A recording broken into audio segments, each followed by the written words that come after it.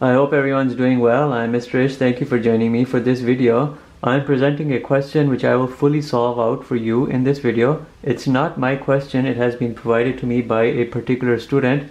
It showed up on their exam, calculus exam, and it's a question directly out of their calculus textbook, the end of section questions from their textbook.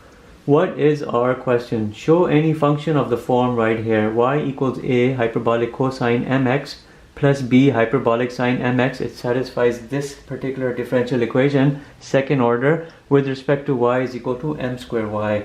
Then secondly, we have to show and we have to find y is equal to this particular function if y double prime, the second order derivative with respect to y is equal to 9y, and then y with the input 0 is equal to -4, and then the single order derivative with respect to 0 is equal to 6. What does all of this mean and how do we go about solving this? I will show you. Let's look at part A. We have a particular second order differential equation. It can be showed to be of that form and we can do it. You have something which is looking like this. M square y is equal to that second order derivative. Keep in mind y is equal to e to the power of rx hypothetically. Then the first order derivative is r e to the rx, and then the second order derivative is r square e to the rx. If I'm looking at this, I want to convert this into a different style, which is everything equaling a 0 and then bringing in the substitutions. I know y double prime is equal to r square e to the rx minus m square y, which is equal to e to the rx equaling 0. Isolate e to the rx and we have r square minus m square equals 0. If you were to solve for this and push e to the rx on the other side, it will divide with the 0 and it will go away. You'll have r square minus m square is equal to 0, and then r minus m times r plus m is equal to 0, and you can say r is equal to plus and minus m. These are the values which you can bring in right over here in places of r. What does this tell you? You have a second order differential equation whose solution should be a e to the power of mx plus b e to the power of minus mx. These are the two solutions, right? A positive and minus m, which have been brought into this form. But we have to show that this form can be actually written in this form. You see the hyperbolic form, and I will show you now. How can we do this transformation? Think about hyperbolic definitions. If you have a hyperbolic cosine h mx, which is what you're seeing coming into play, it's equal to e to the power of mx plus e to the power of minus mx over 2. You have a specific function, hyperbolic sine mx, it's equal to e to the power of mx minus e to the minus mx over 2. These 2's can be pushed onto the other side and you can eliminate the denominator. I've basically cross multiplied the 2 over here and I've gotten rid of the denominator. Now look, I have these two statements, statement 1, statement number 2. I can add them and I can subtract them. What happens when I add them? And I will do that first. When I add them up, I'm getting 2 hyperbolic cosine mx plus 2 hyperbolic sine mx is equal to what? When you add these, this row cancels out, but you have 2 e to the power of mx. That's me having added them, so that's done. Now let's subtract them. When I subtract these two rows, I get 2 hyperbolic cosine mx minus 2 hyperbolic sine mx is equal to, when I subtract them out, this column cancels out and I'll get 2 e to the power of minus mx. Now when you're looking across, you're seeing coefficients of 2. You can even eliminate them all because they will all divide by 2 and they will become 1s. So these 2's are now relatively meaningless. These are my two statements that I've arrived at. Now I need to do something with this, and I will. What I can do is I can take these two statements and recognize that they each equal a particular item. E to the mx is equal to all of that, e to the minus mx is equal to all of this, but I see right here e to the mx and e to the minus mx. If I were to substitute all of this statement right here over here and all of this statement right here, I can do something. And what would it be? Y is equal to, and I'm going to bring in two new constants c and d, which I will then eliminate and re-bring back a and b.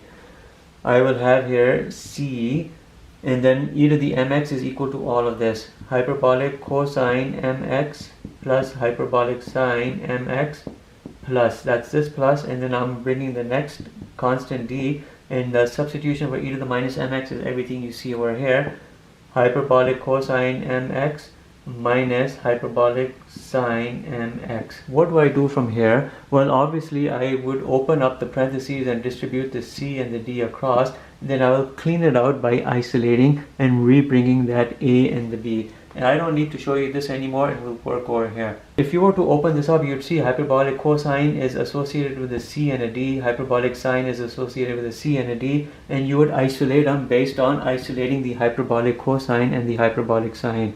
If you isolate the hyperbolic cosine, mx, you would see it's associated with a C and a D, C plus D, because this and this are associated in a positive relationship. Then you have that plus, obviously. Then you'd see the hyperbolic sine is associated here with a C and a D, but there'll be a C and a minus D, C minus D. Now what I'll do is a substitution. If A is equal to C plus D and B is equal to C minus D, I can bring back the original constants which you see right here, A and B, and I can arrive right here at that statement. When I do so, I have Y is equal to, and I'm going to bring the C plus D substitution A at the very beginning as a coefficient A, hyperbolic cosine mx. C minus D is equal to B. I'll put the B first, and it's hyperbolic sine mx, and here is our statement. And we've shown that this sort of differential equation, which gives you this type of a solution, can be rewritten in that form. So the first part of the question has been completed. You see exactly right here what you see right here in the question. So we've done that in a satisfactory manner. Now what we have to do is focus on part B. You don't need to see any of this because you already see the statement right here, so I will erase it. Our question number B, find this particular function with regards to y if the second order derivative is equal to 9y and we have these two conditions. Look at this particular equation. Double order with respect to y is equal to 9y. Push it on the other side and make it equal to 0. Remember these substitutions, e to the rx, these were based on the order derivatives. Well, you're going to bring them back in places of what you see. You'll have r squared e to the rx minus 9 e to the rx is equal to 0. Isolate the e to the rx, you'll have r squared minus 9 equals 0. And then this will 0 out. You push it on the other side, you'll have r minus 3 and r plus 3 equals 0. Because you're factoring this out, you'll have r is equal to plus and minus 3. These are values you could technically put into that original form, y is equal to a e to the, you can say 3x plus b e to the minus 3x, but you can also put them right over here in this form, and your form will be y is equal to, you have a hyperbolic cosine 3x plus b hyperbolic sine minus 3x. But look, this minus and the fact that you have an odd function, that will convert this positive into a minus. So you can rewrite this out again like this. Y is equal to a hyperbolic cosine 3x, because hyperbolic cosine is an even function, this is an odd function. That minus will come out here and it'll become minus b hyperbolic sine 3x. So you've established that. You have two conditions. Here's your one condition right here, and here's your other condition. In the zero order derivative, you have a minus 4. In the first order derivative, you have a 6 as your output. But this right here, this equation is your zero order. It's your original function. You have to somehow get a value for a and a b, and you can. You know, based on this particular statement right here, you have an end result minus 4 is equal to a hyperbolic cosine. When you put 0 in places of x, this will become a 0 over here, minus b hyperbolic sine. You're putting 0 here in place of x, you can get a 0. That's your first statement. Now we need to look at this first order derivative. Do the derivative of this.